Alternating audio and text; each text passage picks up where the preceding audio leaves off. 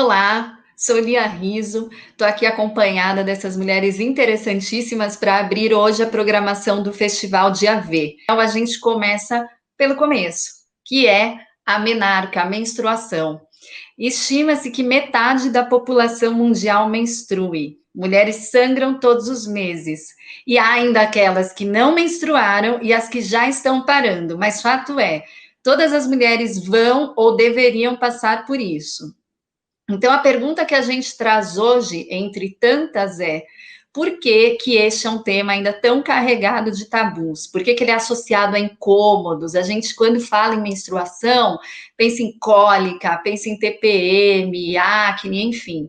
Por que que nós, mulheres, tratamos uma coisa tão natural à condição feminina, tão simbólica para o funcionamento do nosso corpo, de forma tão negativa? A minha menstruação foi assim, acho que eu menstruei com 12 anos, né? A minha menstruação, esse dia eu tava corrida, né? Falava boa noite aí, galera, as meninas maravilhosas. Eu tava um dia cheio de... era um dia inteiro de gravação, que eu tava gravando uma websérie, assim, de freestyle. E eu passava muito mal, e eu não entendi por que eu tava passando tão mal. Ficava, nossa, mole, mole. Quando eu cheguei no banheiro, que eu fui no banheiro, que eu olhei, eu falei, não, meu mundo caiu. Pronto, chorei. E meu pai, o que essa menina tá demorando no banheiro? E meu avô tá tudo bem, não tinha nenhuma mulher na casa, só meu pai e meu avô, minha avó ainda não tinha chegado. E eu assim, não, tá tudo bem, meu nariz tá sangrando, meu nariz tá sangrando. Liga pra minha mãe, deixa eu falar com a minha mãe, mas por que seu nariz tá sangrando? E eu, meu nariz sempre sangrou. Beleza, ligou pra minha mãe, aí falei, mãe, o que foi, menina? Desceu pra mim. Quê? Desceu, tá sangrando. O quê? Aí eu não queria falar alto, porque eu não queria que meu pai escutasse. Eu desceu, tem sangue, saiu sangue de mim. Mas da onde? Não sei, que sangue. Aí comecei a, nossa, vou estar toda pressionada. Ela, Sofia, conta pro seu pai. Falei, não, não vou contar, não vou contar. Ele tem que saber isso acontece. Não, não vou contar, não vou contar. Aí minha avó chegou. Quando a minha avó chegou, aí eu consegui contar pra ela primeiro que eu menstruei. Ela foi, me abraçou, meu Deus, menina tão nova. Eu falei, tão nova, não vou poder mais brincar. A gente sempre teve o diálogo muito aberto mesmo, assim, sempre falou de tudo, né? E a Sofia nasceu na era digital, então se eu não tivesse o diálogo aberto, a internet está aberta, né, gente? Então, ou a internet fala ou eu falo. Então, eu decidi eu falar porque, né, pelo menos eu consigo explicar melhor e de uma forma melhor. Então, eu já explicava para ela, porque quando foi a minha vez, eu e as minhas amigas, a gente também se preparava. Então, a gente já levava absorvente na bolsa, essas coisas. E eu tinha uma coisa assim com ela, quando eu não estiver, quem estiver tem que resolver o problema. Se você tá com seu pai, ele tem que resolver. Mas a gente já tinha toda uma conversa até dela levar absorvente na bolsa, tal, que foram coisas que eu também fiz, né, quando também ia acontecer comigo. Mas assim, mesmo que a gente leva absorvente na bolsa, tudo, na hora H não tem absorvente na bolsa, não tem nada. Até hoje, Camila, até hoje. Sim, a gente tem uma dificuldade também, eu acho que no Brasil, sobretudo, de falar em educação sexual. E isso, de certa forma, passa pela educação sexual, né? Por estimular as crianças e os jovens a conhecer seus corpos, digamos assim. E aí, eu me pergunto, quando será que a gente deve procurar o ginecologista? Qual é a idade que essa criança deixa de ir no pediatra? Se tem algum sinal de puberdade precoce? Ou, enfim, qual a idade que seria mais adequada? E até assim, como deveria ser uma abordagem nesse sentido? Porque eu confesso que eu, até bem pouco tempo, ficaria constrangida se o médico perguntasse na frente da minha mãe sobre a minha vida sexual. Imagina quando adolescente, né? E acho que isso já é algo que pode travar a mulher mais para frente, né? Então, não existe uma idade preconizada, a partir de tal idade precisa ir ao ginecologista. Isso é uma questão de demanda pessoal, tanto da menina quanto uma demanda familiar. Às vezes a mãe não sabe explicar algumas coisas relacionadas a essa educação sexual, essa educação em sexualidade, e às vezes prefere delegar isso a algum médico, ou se ela repara que a menina tem muita cólica, ou se ela repara que a menina está menstruando e não sabe abordar, ou tem um fluxo muito intenso. Então, essa demanda vai ser uma demanda muito pessoal. Mas muitas meninas procuram um ginecologista na primeira menstruação, justamente para ter uma orientação. Muitas pessoas não sabem, mas durante os primeiros 2 anos de menstruação é normal você ter um ciclo regular. Então, muitas procuram o ginecologista devido a essa irregularidade menstrual. Então, assim, a demanda é muito pessoal, não existe uma idade correta. Tem gente que procura quando está para menstruar, tem gente que procura quando já menstruou, tem gente que procura quando vai começar uma vida sexual, tem gente que procura quando tem algum corrimento, seja ele fisiológico e não sabe que é um corrimento fisiológico, um corrimento normal, do amadurecimento hormonal, que antes a calcinha ficava, né, sem nenhuma secreção e passa a ter uma secreção depois que a menina entra na puberdade. E, às vezes, também, se essa mãe começa a notar aumento de pelos numa idade muito precoce, o surgimento do broto mamário numa idade muito precoce, ela pode procurar também um ginecologista para entender se essa menina está numa puberdade precoce, como a gente tinha falado quando a gente bateu aquele papo. E uma coisa que você falou da educação sexual, essa educação em sexualidade. Educação sexual não tem nada a ver com ensinar alguém a fazer sexo, ensinar práticas sexuais a uma pessoa. Educação em sexualidade é você entender que a pessoa precisa entender lidar com essa genitália, lidar com esse amadurecimento sexual, com esse amadurecimento dos seus órgãos, que a mama vai crescer, os pelos vão crescer, a menina vai menstruar, o menino vai ter a poluição noturna, ele vai, em algum momento, ter esse desenvolvimento também, e as pessoas precisam lidar com isso da melhor maneira possível, para minimizar os constrangimentos que a gente acaba tendo, vendo no dia a dia, minimizar esse bullying que a menina sofre quando menstrua no colégio, quando tem o vazamento da menstruação, minimizar um monte de coisa que poderia acontecer se a gente educasse a população inteira, tanto as meninas em relação à sua própria menstruação, quanto os meninos em relação à menstruação das meninas. Esse era um ponto que eu ia abordar contigo até, Isabela, e com a Camila e a Tassi também, né, ali na frente, porque nós estamos aqui entre mulheres falando sobre isso, mas esse não é um assunto para a mulher, né? Esse é um assunto que o pai tem que entender e reconhecer, esse é um assunto para a mãe que cria meninos, que precisa educar os seus meninos para não tornar essa situação mais constrangedora do que ela ainda é. Então, enfim, concordo plenamente. Primeiro de tudo, Tassiana, esse termo terapeuta menstrual, que é muito novo, pelo menos para mim, né? E a gente teve uma conversa prévia, eu e a Tassiana, em que ela me contou como é que ela se formou terapeuta menstrual, que tem poucas ainda, agora a gente imagina que tenha mais, mas enfim. Queria que você contasse para a gente, porque está todo mundo balançando a cabeça, então é muito novo, inclusive para a Sofia, que é mais moderna, que conhece mais os assuntos de vanguarda. O que faz uma terapeuta menstrual e quem procura uma terapeuta menstrual? A terapia menstrual é um método desenvolvido em cima de um trabalho de uma argentina chamada Sulma Moreira.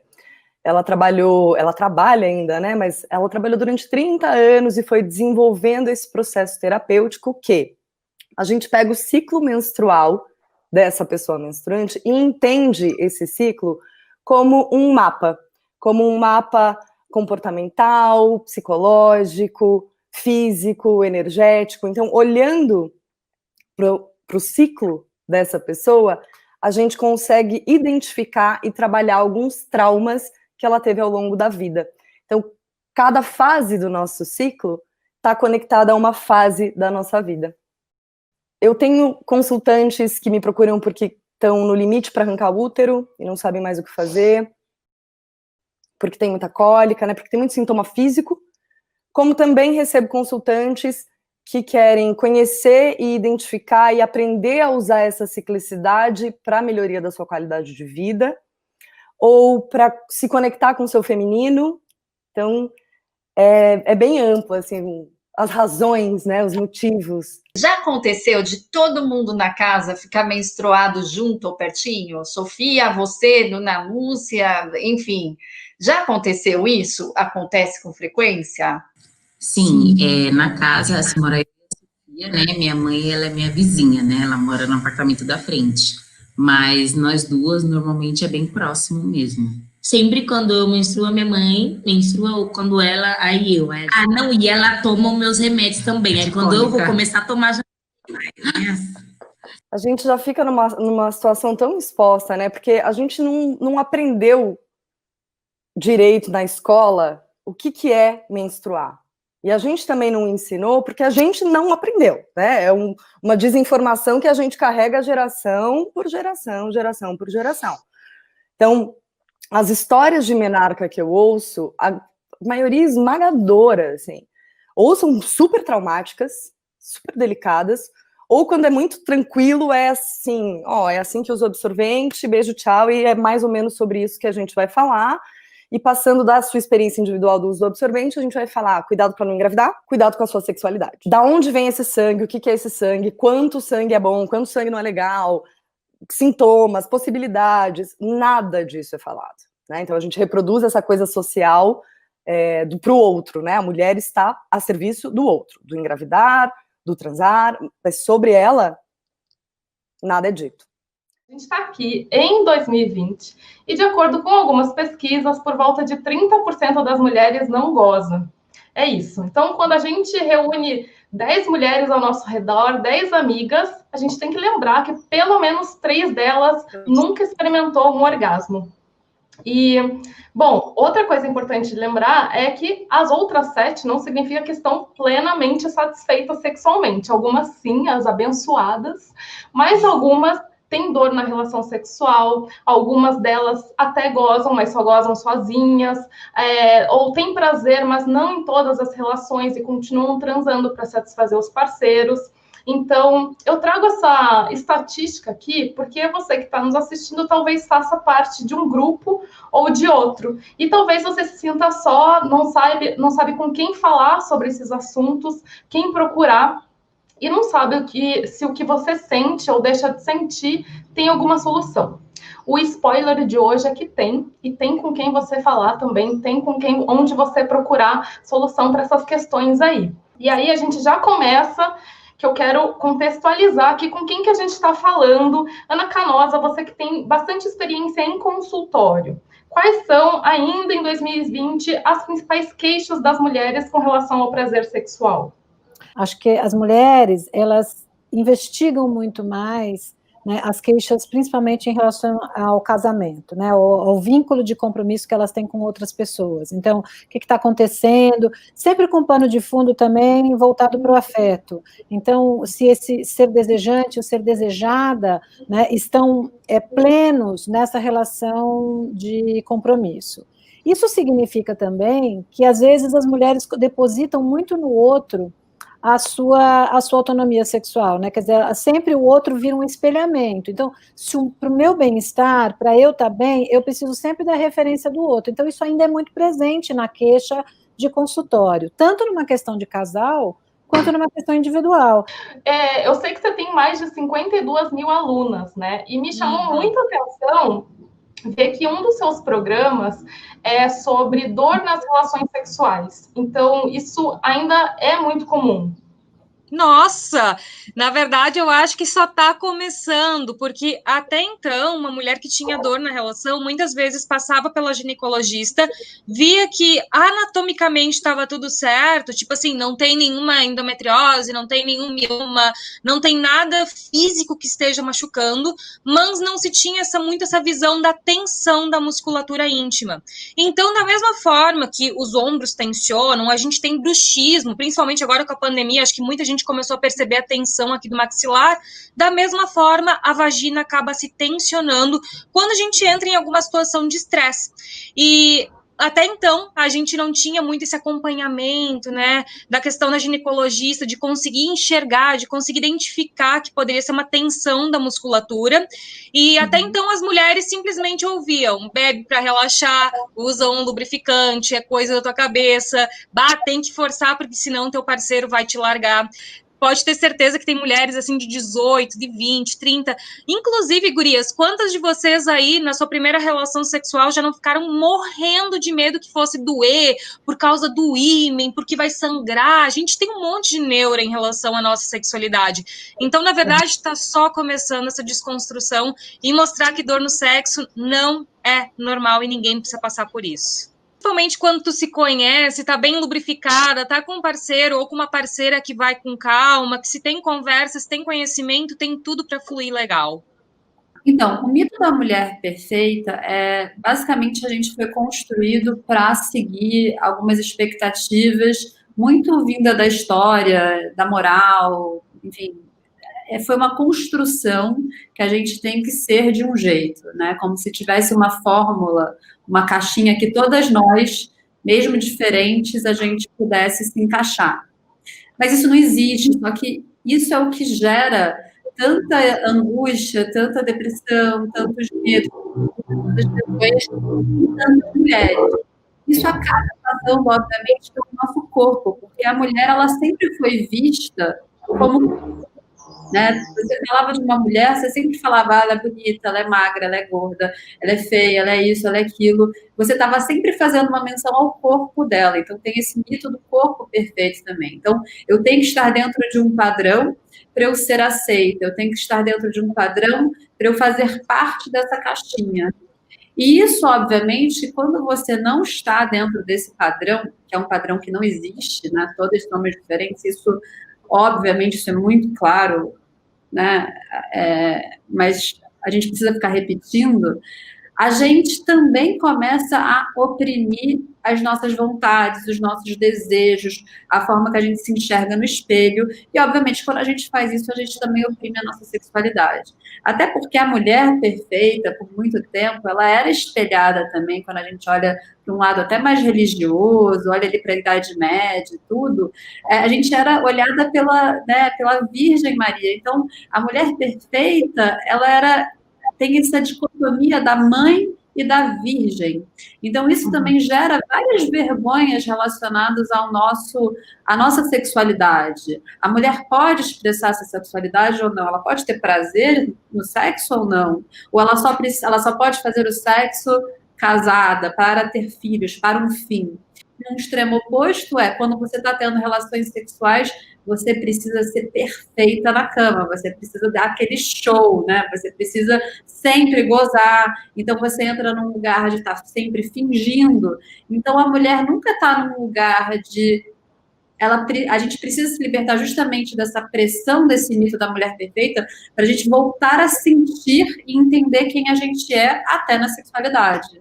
Sim. Eu já passei pela experiência do Tantra e, para mim, a parte principal foi descentralizar da vagina, da vulva, e passar a perceber que podia ter muito prazer com o toque sutil na pele, sabe? Que é uma coisa que todo mundo pode estar fazendo em casa, com seu parceiro ou com sua parceira, né? Não precisa ficar investindo e tudo mais, mas são coisas que as pessoas não entendem como parte de uma preliminar ou de sexo mesmo, né? Geralmente fica na questão da meteção e tudo mais, e tá longe, né, do sexo ser só isso.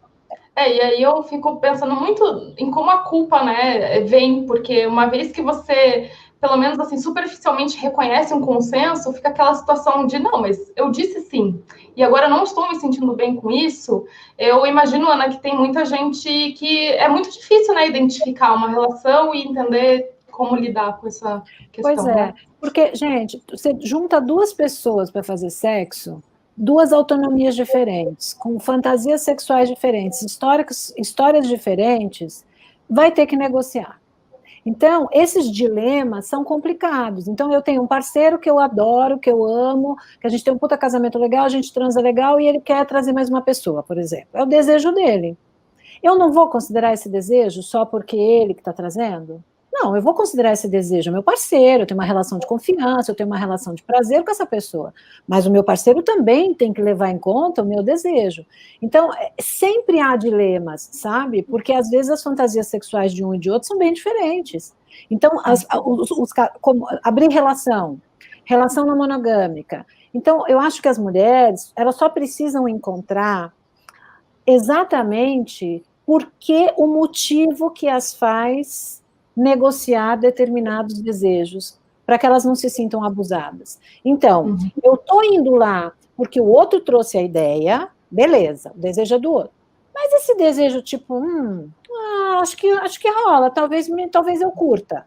Isso passa a ser partilhado o desejo, mas eu talvez curta, não significa que eu vou ficar nesse desejo. Então, as mulheres precisam, nesse sentido, saberem exatamente por que é que elas vão partilhar determinado tipo de prática sexual, assim como os homens também fazem esse movimento, né? Então, essa dança de autonomia, ela é muito menos abusiva quando você tem confiança e você tem autonomia para poder decidir e dizer, olha, aqui eu vou, aqui eu não vou. Eu acho muito interessante que, por exemplo, no consultório, principalmente tratando de dor na relação, de disfunções sexuais, mesmo na prática, assim, tu nunca conseguiu ter um orgasmo, sente muita dor no sexo, quando a mulher aprende do que ela gosta, como gosta, quando ela começa a criar essa autonomia de conseguir ter prazer sozinha e não depender do corpo do parceiro, caramba, olha, eu sempre digo que o orgasmo, ele tem que sim vir em doses homeopáticas, né, todo dia, ou com uma grande frequência, né,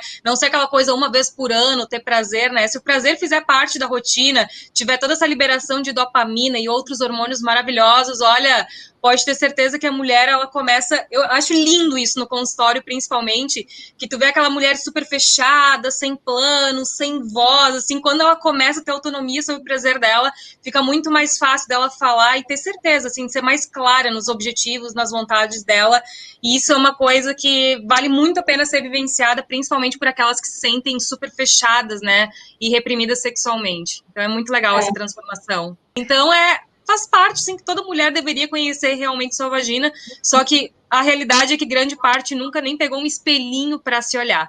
Então fica o exercício de casa aí para quem está assistindo, se nunca fez isso.